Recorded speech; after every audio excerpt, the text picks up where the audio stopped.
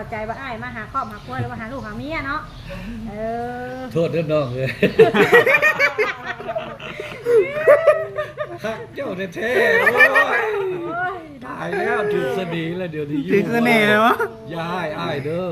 เจ้าเข้าใจผิดเดี๋ยวนี้นะขอจังคอยเอาอยากให้น้องมิตาเข้าใจเนาะอยากให้เข้าใจจังคอยเอา YouTube มา3-4ช่องน้องสิเว้าจังได๋อ้ายก็อ้ายบ่ยอมสิเอาตัวนี้ออก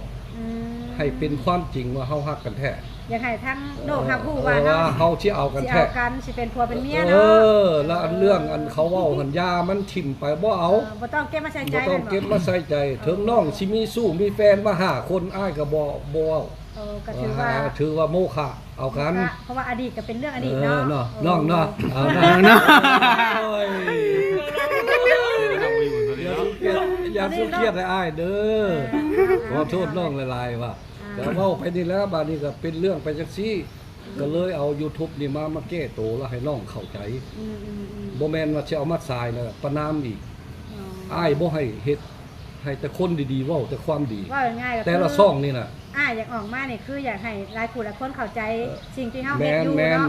บ่อยากให้คอมเมนต์สิ่งที่แนวบ่ดีแม่นอยากให้ว่าแต่แนวสิ่งดีๆเนาะสิ่งที่ดีคันผู้ที่เว้าบ่ดีหั่นโทษเถาะ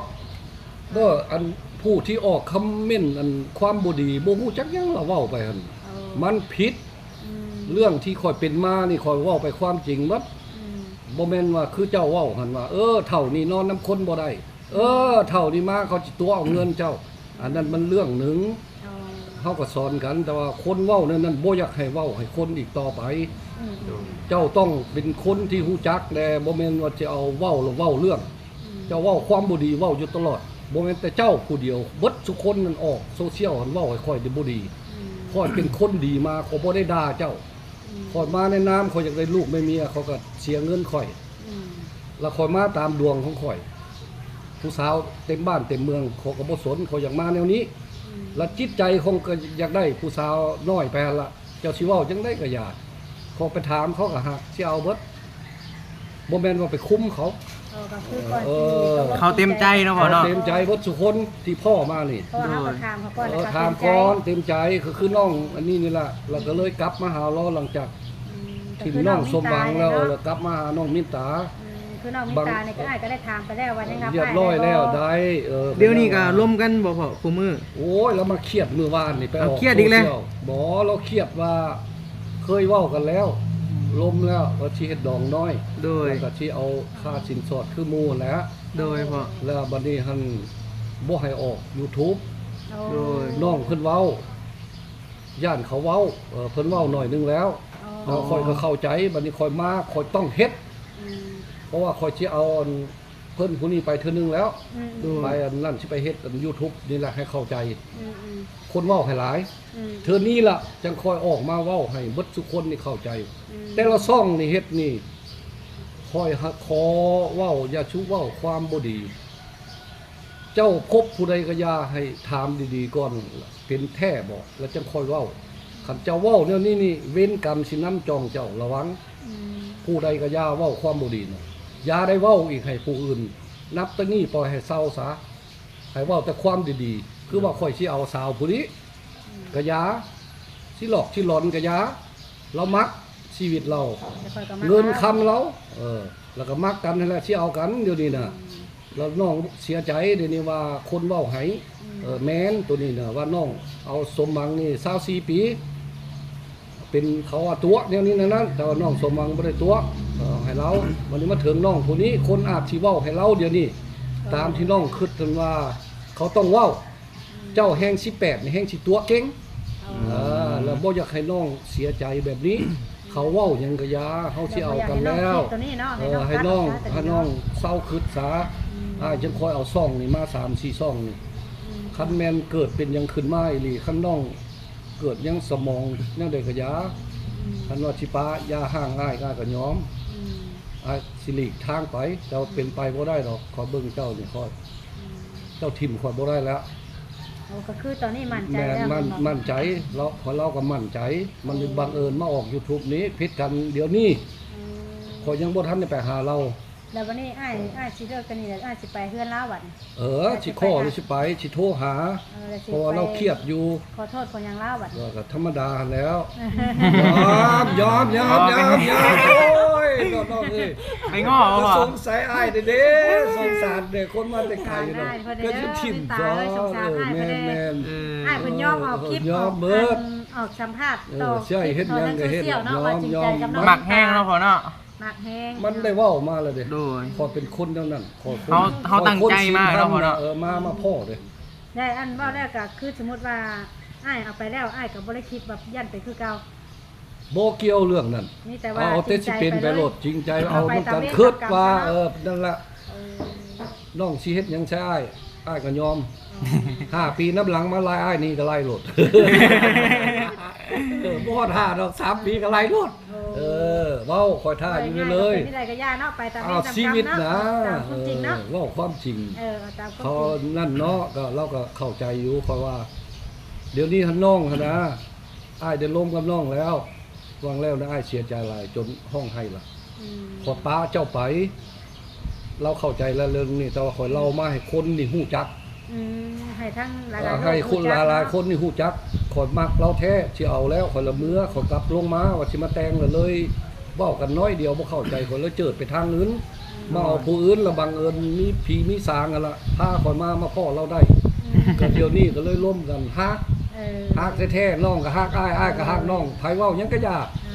ที่เรื่องอดีตมาเป็นนี่เป็นนั่นบ่ต้องเว้ามา บ่เกี่ยวกัน บ่เกี่ยว เพราะว่ามันเป็นเรื่องอดีต แม่ เนาะ เรื่องอดีตบ่ต้องลมมา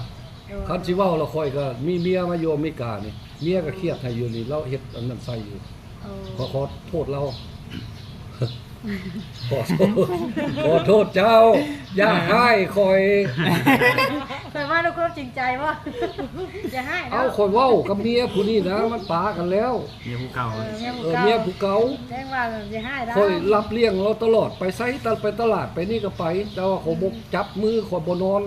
ขอไป เลิกคือเลิก เลิกคือเลิกใจค่อยนะวันนี้เราเครียดเว้าวังนึงหันว่าคือว่าข่อยอย่างเราอยากได้ข่อยเว้าแต่ว่าก็โทษเท่าน้องเอ้ยอาจสิเป็นไปก็ได้ผู้ใหญ่ไม่โตก็เว้าหลายอยู่อยากให้เอาคืนกันพอละมาครอบเราว่าข่อยสิมาซอกเมียข่อยอยู่นำเจ้าบ่ได้แล้วข่อยต้องไปไปอ้ายเอ้ยว่าซั่นก็คือว่ากับอดีตเนาะระวังก่อนสิมานี่นะโทรหากันคู่มือคู่คืนมันมีหมาน้อยได้เลี้ยงเขาก็สงสารเนาะเลยโทรอยู่ตลอดมันมีแนวพัวพันหักบ่ได้มีหยังกันนะบ่บัดนี้เขาก็มาฮอดหนีมานี่เราถามคู่มืออยู่โทรหากันอยู่พ่อเราบ่ผู้สาวบ่ทันพ่อว่าได้กันยังเป็นห่วงอยู่เนาะอยากให้สงสารเราอยู่เราหันเข้าใจผิดเดี๋ยวนี้น่ะก็ย่าซะเถาะเฮาอยู่นํกันบ่ได้อย่าสุเครียดอย่าสุเฮ็ดความบ่ดีเว้ามามันบ่ถูกดอกสิ่งที่แล้วไปเราบ่ต้องเอาเว้ามาบัดแล้วหันโทรหากันคู่มื้อมีมื้อนึงคนเราไปพ่อสาวมินตานี่เขาก็ส่งรูปไปให้เบิ่งรูปเพิ่นพูดกอดกันโอ้ยเวรกรรมค่อยก็พ้องเลยอดีตเมียเก่าเบิ่งบ่แล้วเพิ่นว่าอะไรซะ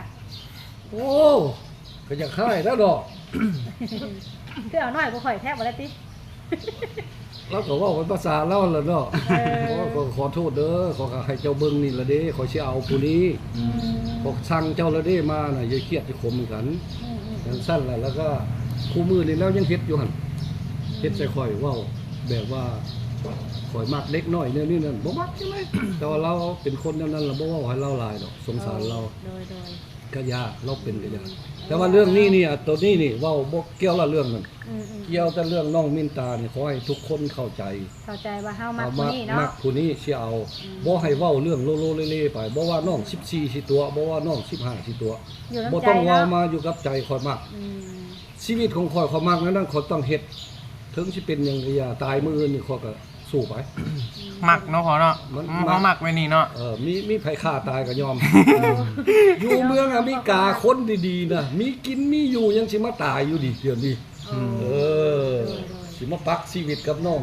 ขอโทษ น้องเอ้ย ฮัก นี่แต่ว่า ฮักเอาอ้ายไว้ซะ ให้ทั้งอ้ายสมหวังกับความฮักเนาะถ้ามีความฮักนี่กันเนาะให้สมหวังความฮักกันเนาะเพราะว่าเฮาก็ สมฮัก เออ ที่อ้ายขึ้นไปก็ยังว่าฮักเราหลายสิเอาใครสิเว้ายังก็ยากเรื่องเล่าที่เป็นมาก็บ่ต้องเว้าไปซะ โดย ให้คิดเอาความดีๆเว้าความดีๆบ่ให้คอมเมนต์เว้าความบ่ดีแต่ละคนสิเว้าออกนี่ให้คิดคันผู้น่าถ้าหากเว้าน่ะระวังเว้นกรรมน้ำปากเจ้าใด อืม เจ้าเว้าความบ่ถูกน่ะ อืม ก็เท่านี้นะเรื่องมันน่ะ เอาก็คือว่า อยากให้เข้าใจน้องนี่เข้าใจ เนาะ เข้าใจแล้วบ่เว้าให้น้องผู้นี้ โอ้ ให้เราเสียใจเราบ่ฮู้จักหยังเดี๋ยวนี้น่ะให้เข้าใจเราแล้วเราก็สิเข้าใจค่อยแล้วก็ปรับปรุงเข้ากันคือเก่าเดี๋ยวนี้ยังเครียดอยู่หั่น คุยกันเนาะ ยังเครียดอยู่เครียดหลายว่าอ้ายไปออกนี่ เขาออกแล้วเขาเว้าใส่น้องหลายแล้ว โอ้ น้องเสียใจเดี๋ยวนี้นะอ้ายเอ้ยคือเห็นแนวนั้น อืม ขอจังคอยมาปรับใจให้เข้าใจนี่แหละทุกคนเข้าใจเราบ่เว้าให้เราคิดไปแนวนั้น ว่าผู้สาวซ้ำน้อยแห่งสิตัวดี โอ้ มันไปเรื่องไปจังซั่น แล้ววันนี้น้องเพิ่นก็เลยมาเห็นคลิปก็น้อยใจ เราจ้อยใจแม่นความเราบ่ให้ออกเรื่องนี้ล่ะ อืม ก็แล้วแต่ชีวิตเนาะน้องเนาะอ้ายขอโทษ แต่ว่าทั้งอ้ายคิดดีแล้วว่าสิเอากับผู้นี้เนาะ เอาก็จังคอยออก อันนี้ให้ฮู้นี่ล่ะอยากให้โลกนี่ฮู้จักคันมีป้ายถือได้เขาสิถือป้ายเดี๋ยวนี้ฮักน้องมินตาแห้งเดี๋ยวนี้ ลูกเสน่ห์เล่าแล้วเดี๋ยวนี้ค่อยสิเอาเดี๋ยวนี้ไผเว้าหยังก็อย่าด่าค่อยเรื่องของค่อยเด้อชีวิตค่อยเขามักแนวนี้อย่าว่าตู้นี่มามักสาวน้อยอย่าเว้า เป็นยังไงกันยากเรื่องอนาคตเนาะ อนาคต อนาคตเนาะ เจ้าสิเอาไผก็อย่า เพราะว่าเขาคิดดีแล้วแม่นบ่ คิดดีแล้ว เขาคิดดีแล้วเขาจังได้ออก เขา มา ก็ ว่า คิด เนาะ ว่ามาเอาเขาก็สิให้เขาเบิ่งแยงเขาไปทำได้สำนึง โอ้ คันเขาทิ่มเฮาเขาก็บ่ยากบ่นักบ่หนาเงินเขาก็มีกินเขาก็ไปอเมริกาก็ได้เพราะคนอเมริกา เขาบ่มีทิ่มข่อยเขามีกินมีเงินกินอยู่ตลอดเขาไปนอนอยู่พุ่นได้ อเมริกากันยังอยู่เนาะ โอ้สำบายเพราะเป็นคนอเมริกาก็ยังว่า โดย ก็บอกให้น้องมินตาอยู่ อืม อย่าอะไรอย่าทิ่มอ้ายได้ คืออ้ายมานี่อ้ายวังไว้ว่ามาอยู่น้องแน่เนาะ โอ้ยผู้ใดก็อยาคันได้เพราะว่าน้องมินตาอย่าทิ่มอ้ายได้อ้ายเว้ากับน้องอีรับเรียกเขาตลอดชีวิตเดือน อ้าย นึง ตั้งใจมาหาน้องโดยเฉพาะได้เนาะ ก็ยังว่าความ อย่า ดี ป้าไปถิ่มน้องอันอ้ายเพิ่นได้มินตาเลยเนาะ แม่ อ้ายเพิ่นฮักกินวันแต่ คนทั้งหลายคือกันเบิ่งแล้วก็สงสารค่อยแน่อยู่สิเว้าเสียหลายค่อยมักแนวนั้นอย่าสิเว้าโอ้ยเนาะสงสาร คือกันเนาะมักใครมักมันเนาะ มักใครมักมันอย่าให้กัน ผม บา มั ง ก คนก็ว่าเอาผู้สาวแก่ดีได้ลูกเขาพร้อมว่าซั่นผู้แก่แห่งตัวหลายผู้น้อยในอาจสิบ่ตัวเขายังบ่ฮู้จักหยังนี่เป็นความคิดของ ยัง ข้อย มีประสบการณ์เนาะ โทษเด้อว่าเล่นแท้เขาเว้าเกมแท้เว้าเกม ใครเครียดเนาะ เออ ใครเครียดใครเครียด ว่าให้ใครเครียดเว้าม่วนไปนี่ล่ะให้เจ้าคิดเอาคนผู้นี้น่ะคอยมาเว้นกรรมของข่อยสิมาตายแบบนี้อยู่อเมริกาเขามีเบิดเทือนซันมีกินมีอยู่บ่มีทุกข์จักหน่อยข่อยยังสิมาเอาชีวิตมาทิ่มให้เขาด่าอยู่ดิด่าก็ด่ายอมรับ มักเนาะพ่อเนาะ มันมากมักน้องบินตายเองอยู่นี่โอ้ย เขาต้องเต็มใจกันล่ะเนาะ บ่แม่นถึกเสน่ห์หรือบ่จักนี่ ก็ พ่อ ยังมาเฮาอยู่ถึงสนีน้องบินตาเลยนะดิโอ้ยตายแล้ว ป้ายขึ้นดิ เออ ขึ้นป้ายบ่ ยอมแล้ว เอาป้ายห้อยคอยกรถ ยกรถจังน้อย นี่บัดเมื่อนี่ยกป้ายเขียนรถ หักน้องมินตา แม่ไปหาเล่าเขียนป้ายยกเลยว่าหักน้องมินตาเด้อค่ะอยู่อะไรกันหักมินตา เอาบ่น้อง เอาบ่น้อง เห็นจังนั้นบ่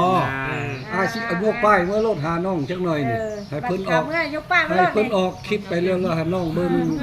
น้องมักเบิ่งอยู่หรอกไว้อยู่แล้วเชื่ออ้ายสิเมื่อแล้วมักน้องมักบ่อ้ายมักแนวนั้น อยากได้ป้ายให้ยกใส่คอเมื่อรถสิแต่งน้องมินตาได้ไว้ดิ ชิเตะคำว่าน้องคนรับปากว่ามากฮักกับชิเตะไว้นี่ ไว้ตั้งเว้าไว้แล้วมันมีเรื่องซื่อๆขอยเมื่อเอาเงินลงมาเนี่ยขอยสิมาแต่งแล้ว ว่าแต่งกับชีบ่จัดใหญ่โตแม่นบ่ บ่แล้วมันสิผิดบ้านผิดเมืองเขา เพิ่นเฮ็ดน้อยๆ มีแต่เงินนั่นให้ค่าแม่นมหัน อ๋อ ตามธรรมเนียมเพิ่นอยากได้หั่นล่ะเคยเว้าน้ำเพิ่นแล้ว โดย ตามบ้านตามเมืองนั่นล่ะผู้ใดก็ยาคันเอาเพิ่นว่าอกได้ เฮ็ดให้เฮ็ดคือกันหันว่าซั่น เอา บาดนี้อันที่เฮ็ดดองเฮ็ดนั่นน่ะมันบ่ได้ผิดเพิ่นว่าเพิ่นสิมัดแขนก็คือเจ้าเว้าหั่นล่ะ เอา พอก็ดีใจแล้วไป เอาผู้เฒ่าผู้แก่มาเอานี่มัดซื่อๆแล้วไปแล้วก็เว้าอยู่สาวอันมินตาก็เว้าให้ฟังอยู่เมื่อวานนี่น่ะอ้ายไปออกแล้วนี่เนี่ยมันโด่งดังเดี๋ยวนี้สิมาแต่งกันบ่ได้ อืม โอ้ยอันนี้เรื่องของอ้ายออกไปนี่อ้ายอยากให้คนรู้จักโลกนี่เพราะว่าโยมมิกาเขาก็ท่าอยู่ ค่ะบิ่ง เขาอยากเห็นปากตัวนี้ อยากเห็น ความ ว่า เว้าตัวนี้อยากเห็น อยากเห็น อยากเห็นแต่งงาน แต่งงานกับน้องคนนี้ กับน้องผู้นี้เขาท่าอยู่บ่แม่นแต่เดียวนี่คนเบิดโลกนี่ท่าอยู่ ค่ะบิ่ง เจ้าว่าค่อยแม่นไผ ค่ะรุ่นอยู่ คนโด่งดังที่สุด มาแห้งที่สุดในโซนนี้ แม่ใด แห้งที่สุดใน มา โซเชี แห้ ยล งที่สุดในโซเชียลนี่ น้องมินตาก็สงสารอ้ายเด้อ เอาซะเนาะ โดยโดย เอา โอเค ซะ โอเค ขอโทษน้องเด้อก็สิขอลาเดี๋ยวนี้ใช่เพิ่นจังน้อยเพิ่นไปออกแล้วอ้ายสิโทรหาน้องสิไปหาน้องแล้วก็ไปล้มกันกับพ่อกับแม่เด้อเสียนเท่าใด แล้ว หลัง ก็ จาก ให้ จบ เข้า คลิ ใจ ปนี้เนาะ หลังจากนี้ จบ ท่าน คลิ ถ้า ป หากเป็นไปได้เฮากับตามลำเดินไปตาม ตาม เรื่อง เรา มัน คุยกันเนาะ แม่นคันเป็นไปบ่ได้ก็ชีวิตเฮาอาจสิเป็นจังซี่ละน้องเลยอ้าก็สิหัวติ้งบองต่ำไปเลยแถวนี้ อย่าทิมอ้ายได้ อย่าทิมอ้ายเด็ดขาด โอ้โดย จับไว้ให้ดีๆโลดน้องไกลตัวนี้นี่ ผมจับได้แต่จับได้บ่ จับเดี๋ยวนี้อย่าทิม อย่าปล่อยเด็ดขาดเนาะอันนั้นยังไม่ได้ดี ป้าซาโอเคซะเนาะ โอเค มีแต่ว่า เนาะ จบคลิปนี้อ้ายเพิ่นก็สิได้ไปหาน้องมินตา แม่น ไปคุยกันให้ ขอบ เข้า ใจ ใจ เด้ เนาะ อขอบใจเด้อว่าทุกคนขอให้ได้แต่ความดีเด้อ โดย โอเค ขอให้พ่อสมหวังกับหักครั้งนี้เด้อพ่อเด้อ แม่น ขอให้สมหวังได้เด้อ แม่นขอบใจหลายๆนั่นละความหักน่ะน้องมินตาเอ้ยเพิ่นเว้าดีเด้อ โดยโดย ผู้อื่นเว้าบ่ดีอย่าฟังเด้อ โดย ขอลาเด้อน้องเด้อหักเจ้า โดย สุดหัวใจบายน้องบาย สบาย